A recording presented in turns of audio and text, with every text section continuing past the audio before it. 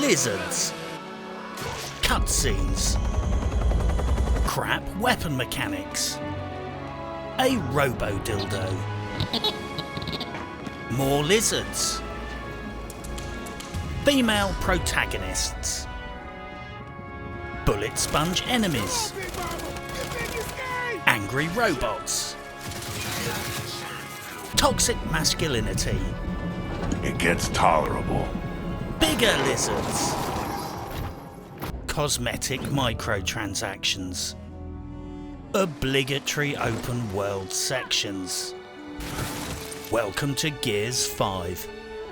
It's okay, I guess?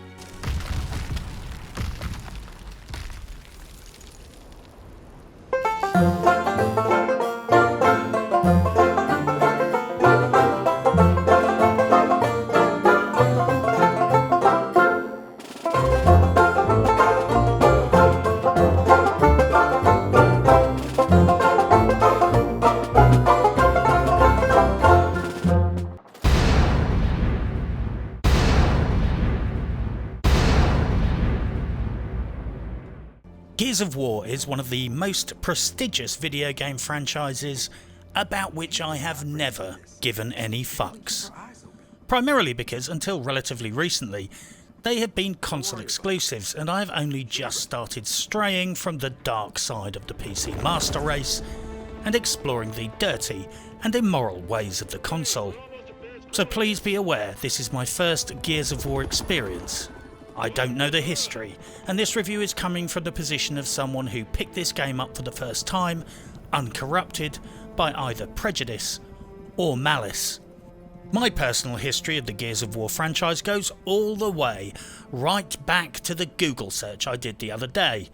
According to the internet, this franchise started in 2006, with its genesis being Gears of War, an Xbox exclusive, published by Microsoft and developed by Epic Games. Yes, Epic Games, back when they were not evil Chinese state-sponsored fuckshits. Over the next 13 years there have been multiple titles culminating in Gears 5, which is an Xbox and PC release and has a picture of a pretty lady on the box. Incidentally, it's available on Steam, from the Microsoft Store or on the Xbox Game Pass. Stick that in your little red book and smoke it, Comrade Sweeney. Intuitively, one might assume that Gears 5 is the 5th title in the series, but I think technically it's going to be the 6th out of 7.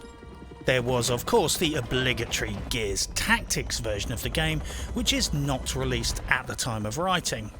There is also the phone app, Gears Pop, which is best described as a mobile app scourge, an abomination that offends Mother Earth and casts a filthy stain on humanity.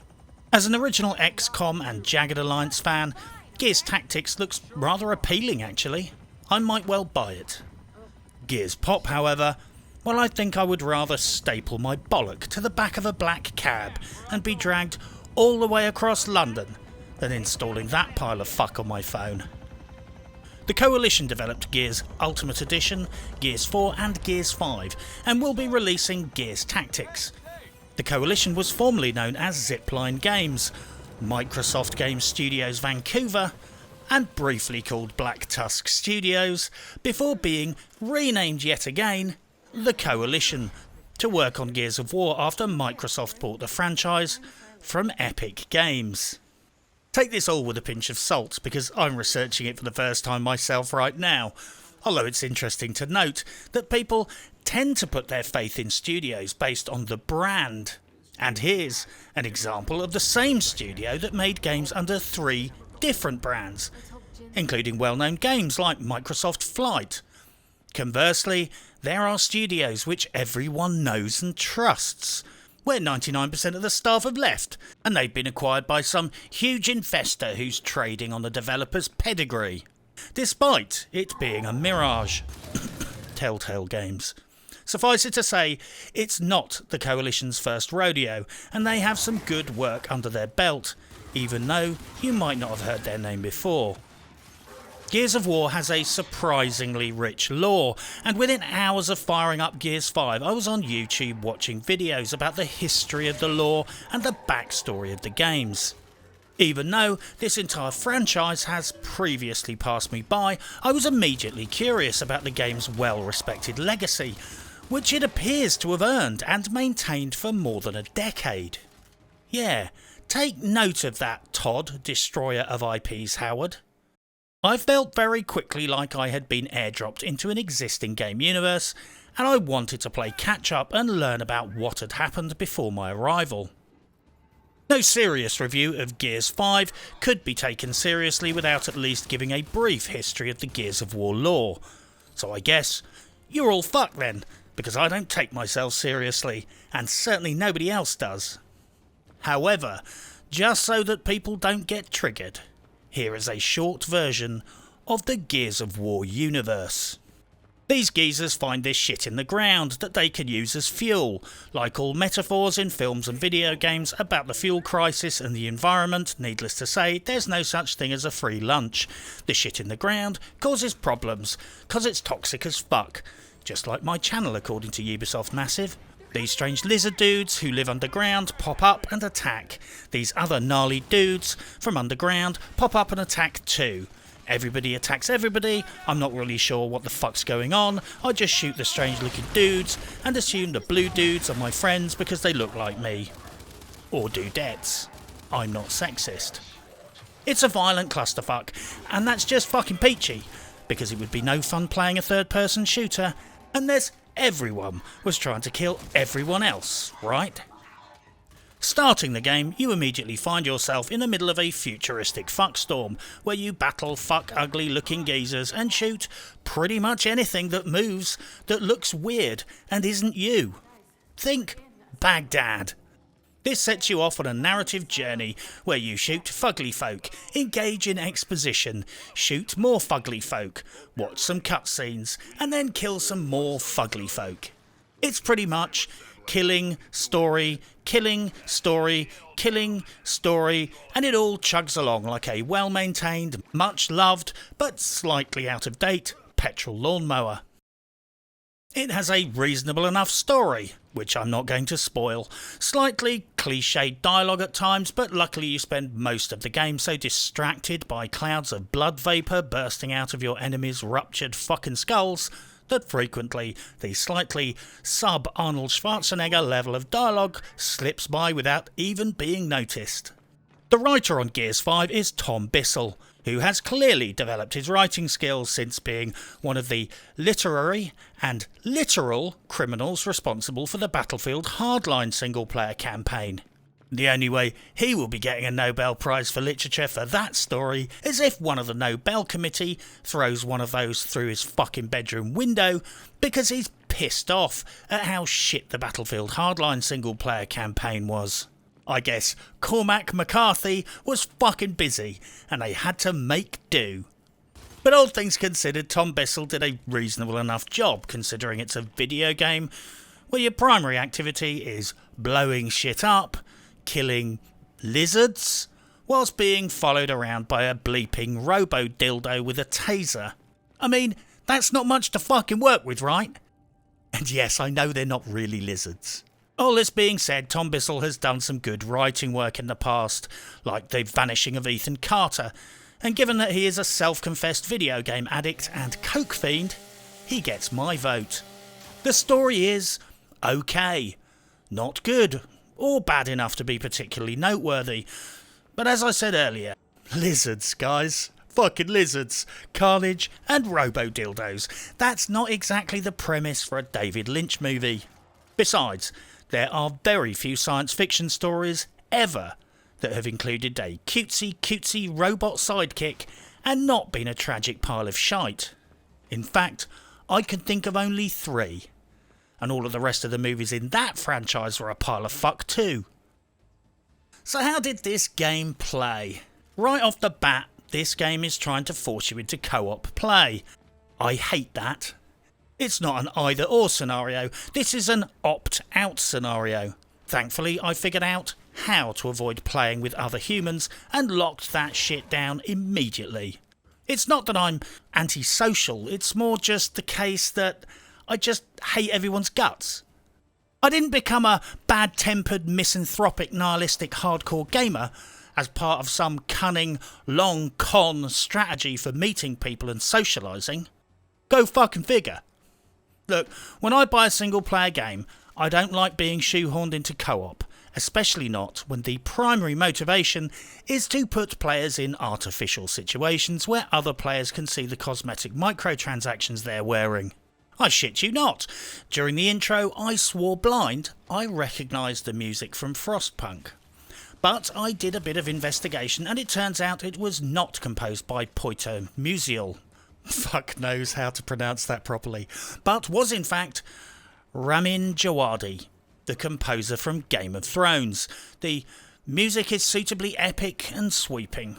And the fact that I thought one track was ripped off from Frostpunk is a compliment, I guess. I had heard some rumours that the single player had very little substance and could be knocked off in 8 hours.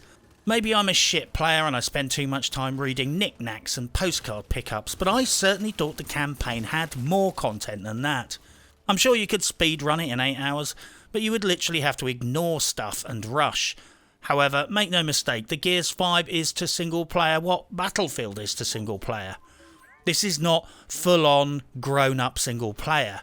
If you buy this game thinking the single player is going to keep you busy for a few months, you'll be disappointed.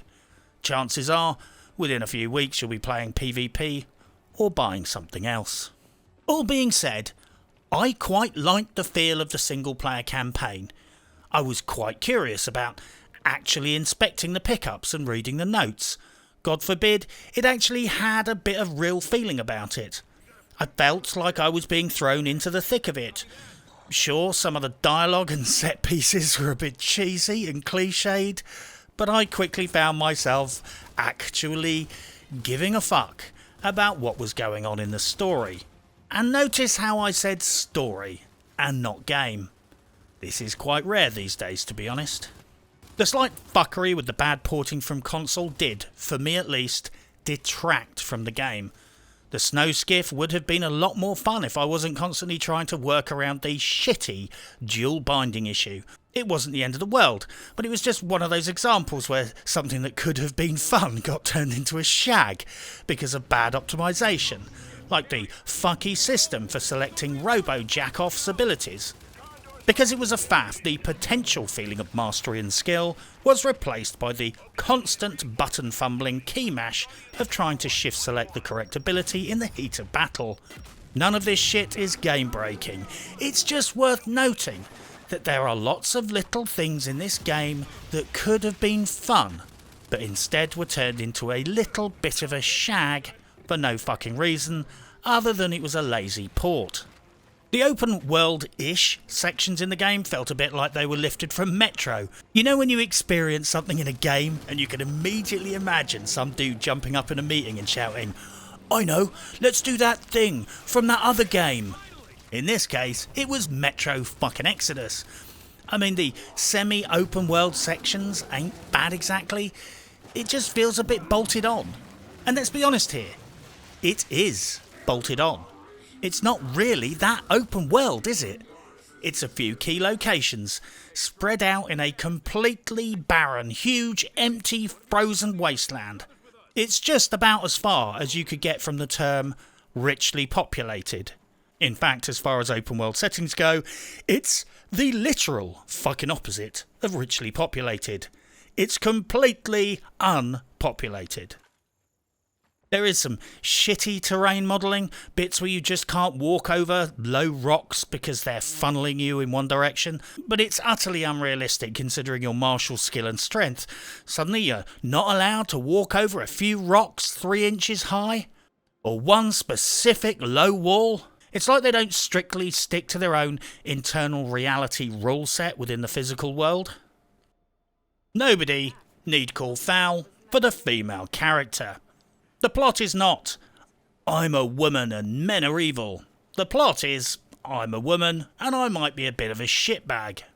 Boxing clever? Maybe. But if they ain't parking illegally in the disabled spot, then I can't give them a parking ticket. It's not some Brie Larson level of douchery going on here. Anyway, it's in the history that apparently these goons had a 76-year-long civil war. Any society or civilization that is in a state of total war long enough ends up with female soldiers. The worse the situation, usually the quicker it happens. In World War II, the Allies had female military support units and female transport pilots. Russia went full tilt with female frontline troops. The Marquis and various resistance units had female spies, saboteurs and fighters. If video games do it like this, then that is excellent. Fuck, if it's non-historical, I don't care if they do it like this.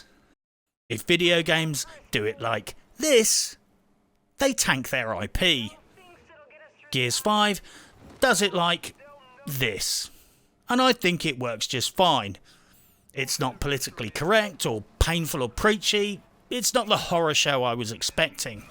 At the end of the day, most sci-fi, comic and video game enthusiasts love decent characters, and they don't give a fuck about gender, sexuality or ethnicity when they're too busy obsessing about how cool the characters are. Nobody ever said, "I really like the film Blade, but it's a shame the actor is black." Of course they didn't, because Wesley Snipes is badass. The film is badass, and it wasn't making some clumsy virtue signalling statement about inclusivity or diversity hiring in the vampire industry. It was a good movie, a good story, and nobody gave the details a second thought. Nobody ever said, "Alien was a great film, but I wish Ellen Ripley was played by a geezer." Of course they didn't, because then you wouldn't have got to see the scene at the end where she's walking around in her pants. People aren't stupid. Like many people, when I saw the female character on the promotional material, I thought, here we fucking go. We've had Battlefield 5, aka Battlefield Vagina. Now we have Gears 5, aka Gears Vagina. But that's not what is going on here. It just so happens that some of the time, the main protagonist you play is female. And that's it. So move along, folks. There is nothing to see here. Trust me, I would have been the first person to lose my shit if there was some social justice hogwash going on. But all I saw was a lady character. And some lizards. And yeah, I know they're not really lizards. I guess the million-dollar question about Gears 5 is, would I play it through a second time? And if I'm honest, no. The campaign is a jaunty enough ride in the countryside, but not fun enough to require a return trip. Some of the multiplayer activities provide a bit of longevity, I guess. I reckon if you're in love with the franchise and the Gears of War universe, though, there will be enough here to get your fix. I just can't help but feel that this is more of a methadone hit rather than a full-blown baggie of China White. So what about the game modes? The single-player campaign. This will be the main reason many players start playing this game, and coincidentally the main reason many players will stop playing this game. It's interesting, storied and entertaining enough, but when it's over, you may well ask, is that it? If you don't like PvP, then this campaign is not enough game on its own, frankly, unless you're a hardcore Gears fan who will play it through 8 times. Versus. This is team versus team PvP matches. Personally, I found the movement system too fucky to really get to grips with this, but it was strangely fun. Seriously, I only had a few matches, but I could see the actual appeal. It's like a slower paced, more thoughtful and strategic deathmatch experience. Escape mode, often called reverse horde mode by experts, always called survival mode by me and fellow Division players. I wasn't going to start one of these matches and then bail out of my team after 30-40 minutes, so I'm taking it on faith the general descriptions of this as interesting, generic and bullet counting are accurate. Horde mode. I did play a few rounds and it looked like what it was really. It's fucking Horde mode, only in the Gears universe, on a very small map. Good for grinding unlocks, I guess. As is always the case, lovers of the franchise will lap this shit up and love every minute of it. Personally, if I want PvP, survival or horde mode, I know games where I can get a better fix, which are more to my personal preferences and tastes. One thing that is very nice with the PvE modes is that there are difficulty settings. I thought this was a lovely touch. There is not much more I can say about it than that, but having scalable difficulty in the co-op and PvE modes was a top shelf idea. So let's talk about the guns. As the famous French philosopher once said, weapons are nice. Although they were a mixed bag in this game. The initial weapon loadout was kind of underwhelming, if I'm honest. The pistol was beefy and felt like a real hand cannon. The Lancer's chainsaw was lol, but the gun felt like it did damage more akin to a submachine gun. The shotgun was satisfying at literally point blank range, but suffered from the worst case of the shotgun fallacy that I have ever fucking encountered.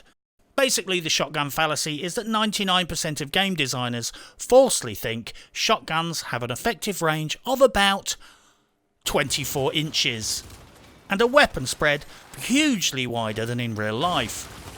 Look, shotguns are lethal out to at least 40 feet, and the spread of buckshot over the average width of a room is practically fucking zero. Shoot a paper target from 6 feet away and you will get a hole slightly larger than a quarter. In fuck's name, weapon designers in video games need to get a fucking handle on this. In Gears 5, the buckshot from the shotguns pretty much radiated out in a fucking half sphere. I'm not shitting you. You could probably get more pellets on target by holding up a claymore mine and trying to point it at the enemy one-handed whilst operating the clacker in the other hand. They looked sexy, felt powerful, sounded concussive, but they were not satisfying to use most of the time. God help you if you were trying to hit anything more than 10 feet away. There is a reason for my frustrated grenade spam. The bollock pistol was nicely done. Slow firing, high alpha damage, and reminded me of the Ranger Sequoia from Fallout New Vegas. You know, the sort of gun that nobody ever forgets being shot by. If they live. The hammerburst was pleasant enough, but to be honest, the damage drop-off was silly on all of the assault rifles / automatic rifles. Terminology subject to the viewer's relationship to the Second Amendment, I guess. The bullets just decelerated in the air, and at about 100 feet seemed to have the energy of a BB gun. Literally, some low-level mobs could not be effectively worn down at range, and it was just easier to pack up the picnic and move closer, just to speed up the laborious process. Given that these fuckers have been in a state of almost perpetual war for the entirety of recent history, you would think they would have managed to invent bullets that didn't have the drag coefficient of a fucking parachute.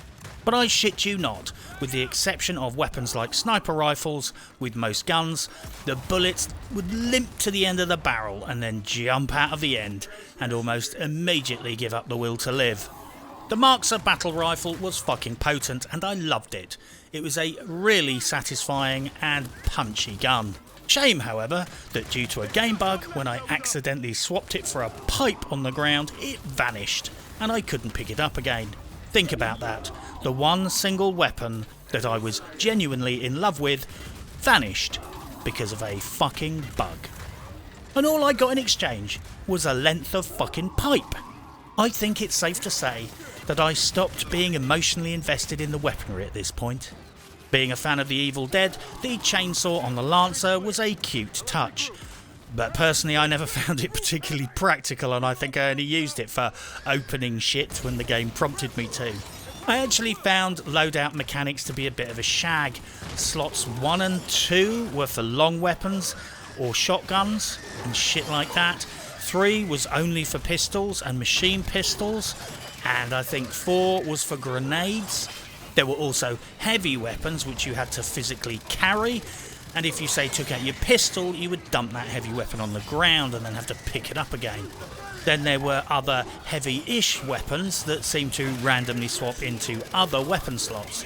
It was such a fucking muddled system, at times it felt like a minigame puzzle in its own right.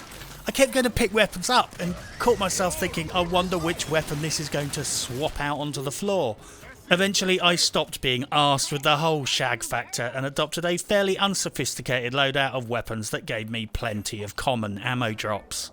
I don't know, it just felt like the weapons, which should have been a joy, ended up being fucky and fiddly if you were more used to games with a more regimented management system. It was like turning up for a day driving on a racetrack, only to discover you were accidentally booked into an all-day driving theory course. It just sucked the joy out of the guns. So let's talk functionality. Right off the bat, I noticed when rebinding my keys that there were compulsory dual function binds that could not be separated. Oh fucking god, here we go. Console port in full effect. Mostly it was fine, but vehicles are a bit of a fucky mess at times. The snow skiff thing was a bit shite because it seemed to insist that my left turn was double bound with exit vehicle. So every time I tried to turn fucking left, I had to pump the turn or end up jumping out. The strafe left and right was fucky at times. It doesn't just strafe. If you're running forward when you press them, it also kind of turns you. This is precisely not what I want to do and not what I'm used to from other games. I can already steer with my fucking mouse. I want to be able to run forward and strafe one way or the other, not have duplicate controls that mimic my mouse for zero functional reason. This looks like a failure in the way they ported the controls over from the console. I suspect they just copy and pasted the controls from a console controller and gave zero fucks about how those controls would interact if used on a custom keyboard and mouse setup on PC. Then there was the issue with the interact key. If it said click something, if you held down the interact key, it would not work. You would have to let go and tap the key. Why? Just fucking why? Someone got up one morning, went to the office and spent the day making sure I couldn't open any fucking door if I held my interact key down too long. Then went home with a smug look on his fucking chops, hugged the kids and said, "I made a difference today, guys." The fucking logic involved in that is amazing. Doing work to make something less easy to achieve absolutely nothing. That is seriously the opposite of programmers' logic at play here. Overall, I found the feel of the movement clunky. I can't really say why, but maybe it's because I've been playing a lot of third-person games with more crisp control, but I always felt like my character was a bit, well, drunk. I can never quite make them be precisely where I wanted, or do precisely what I wanted them to do. It was very subtle shit. But it just felt a bit fly-by-wire on a day where some of the flight instruments are acting up. The input never 100% guaranteed the desired output. The weaponry swapping and pickups were a bit fucky, to be honest. I wish I'd had a little more sense of control over it. I can see what they were doing here with the whole pick up weapons on the fly thing, but I just kept feeling it was just better off picking the two most common weapons for slot 1 and 2 and fucking the rest off. Personally, I do not understand the logic of making players manually loot weapons for ammo. You should just auto-loot it when you run near the downed weapons. Think about it. If your weapon needs that ammo, and there is ammo in a weapon on the ground, you should just pick up the ammo automatically. If you are not on full ammo, there is no choice to be made. There is no reason to leave the ammo. Forcing players to manually pick up the ammo introduces a manual chore and a player choice where there is none. I think they made this design decision on autopilot or out of habit without really considering that it's an entirely redundant mechanic that only adds another little spoonful of fuckery to the game already full of fuckery. Why not just fucking auto-loot? Jack the Robo-Dildo's abilities were also yet another fuck-around. Pulse and Stim were two essential skills that you tended to swap constantly. Pootling around, exploring, Pulse was essential, but during combat I would immediately want to swap to Stim. This must have fucking occurred to them. This required endless fuckery using hotkeys to select and reassign the ability and then another key to activate it. And I couldn't just bind them to separate keys and be done with it. Personally, I think this is another port issue yet again. This control scheme probably makes perfect sense on a console controller with limited buttons. but on PC, no. I have 101 fucking keys, thank you very much. Any chance I could be allowed to use more than 14 of them?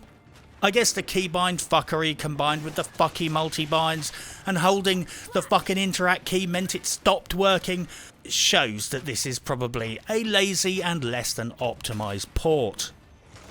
Then of course there is the fuckery and the microtransactions. I'm very intrigued and somewhat amused by the way the publisher is both handling and advertising the in-game microtransactions. And I will say right now, clearly they have managed to get some major publications on board to help them market their microtransaction strategy. Frankly, it's embarrassing. Seriously, it's embarrassing watching allegedly grown-up gaming news sites regurgitate public relations department talking points whilst pretending to play dress-up journalist. Some of these news articles should have carried the warning, includes promotional content. Some of these articles make positives out of negatives in such a doublespeak manner it will make you snigger. They are promoting the fact that they don't have loot boxes, as if having microtransactions is the quote-unquote good alternative. Look, slapping a stranger in the chops is not a good alternative to punching them in the fucking chops. Both are acts of violent assault. You can't claim to a judge that you deserve praise for slapping someone because at least you didn't punch them. In the same way, you can't claim to be doing something good by only having microtransactions and not loot boxes in your video game. Sure, it's the lesser of two evils, neither of which are mandatory, and both of which are evil. They are boasting that you can't pay real money for anything you can earn in-game, as if somehow exclusive real money skins and characters is something to brag about. And some gaming news outlets are fully on board and clearly briefed to repeat these messages from their list of talking points. Once you get past all the double-speak and tricky language, it's plain as fucking day. The game is fucking chock full of shitty microtransactions that you can only get by spending real-life money. Just like most other games, chock full of shitty microtransactions. Bragging about not having loot boxes, the soon-to-be banned plague of the industry, is not going to win you favour with me. In fact, bragging about it during the release of the UK parliamentary report damning them comes across as fairly crass. It's like someone on a first date, bragging that they've never beaten a girl so hard they left bruises. Using certain issues for virtue signalling, by default, broadcasts your absolute lack of virtue. Look, microtransactions are not mandatory. It's not an either-or scenario. Loot boxes or microtransactions, for fuck's sake. Essentially, they are virtue signalling about not being the most predatory and pernicious game on the block, like somehow being less sinister than the worst culprits like EA is somehow laudable in and of itself.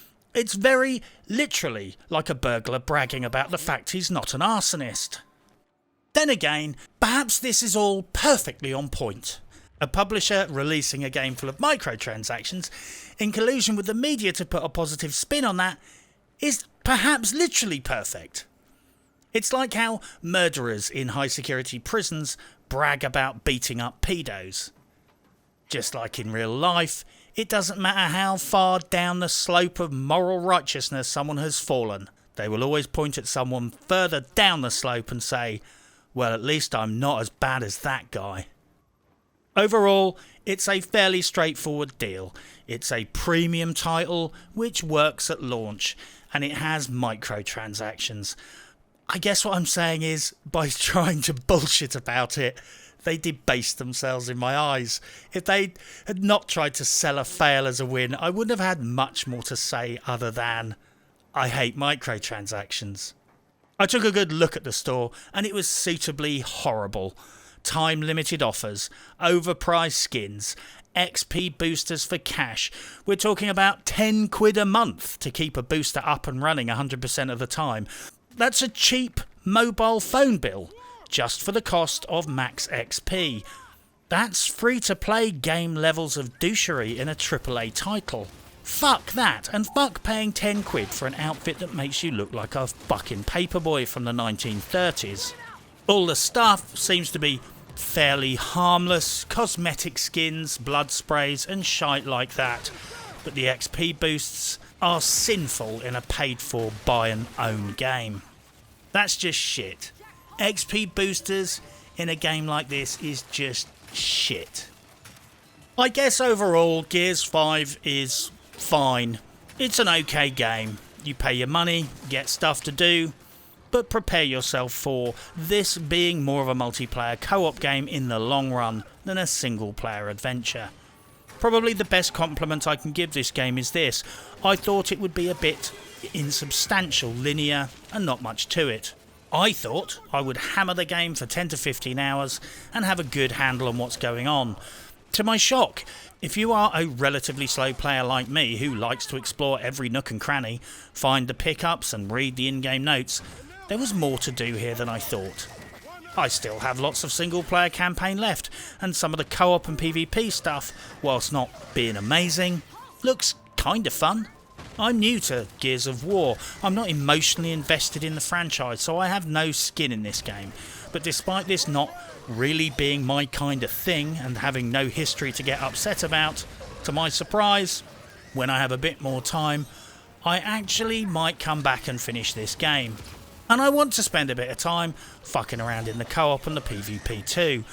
It actually surprised me that I cared about the story and wanted to see how it ended.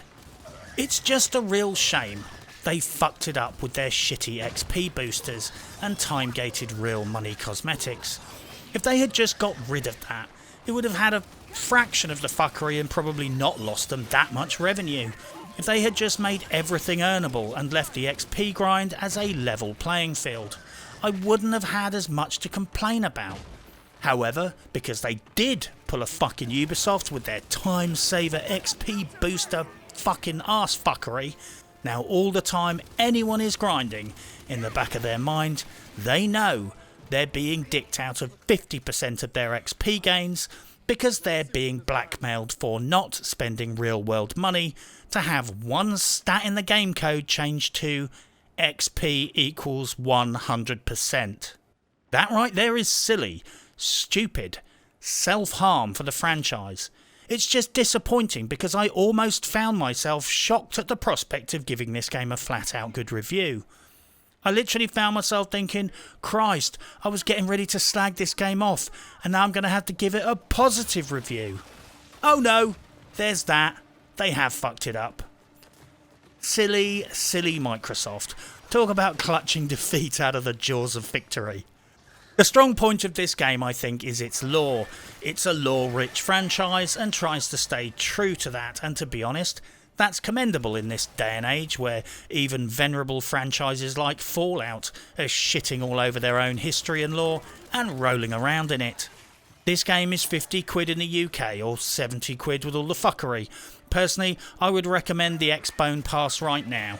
For a trial price, you can check this game out along with a bunch of other incoming titles over the next month or two. It's cheap as chips, you got nothing to lose. Gears 5 is an acceptable product that is dragged down by crappy optimization on PC, crappy porting, and a few stupid microtransaction decisions which they decided to virtue signal about, for fuck's sake. On top of this, I resent all of this always online bullshit when I just want to play a single player solo game. The game is a perfect example of the quote, AAA games are so bad these days that people celebrate a game just because it's not shit. Gears 5 is not shit. It's alright, but certainly doesn't warrant celebration and a ticker tape parade. When I was making this review, a point came where I realised that the game was quite fun to play, but most of my review was a litany of little complaints about stupid shit that they got slightly wrong. And there you have it. Even I can appreciate that Gears 5 could have been a brilliant game, but it wasn't. It died a death of 1,000 cuts from a whole bunch of little stupid, bad decisions or poorly implemented design choices. Is it a bad game? Well, no. It's okay. but it could have been a fucking great game. It's just that all the time I played it, I was constantly seeing things and thinking, for fuck's sake, you shouldn't have done it like that. And for the record, in my E3 video, I mentioned that I would spend the whole time staring at the girl's butt. But if truth be known, I was too busy being distracted by keybind issues and fucky movement systems to notice. That right there speaks volumes. But for now, good luck and happy hunting.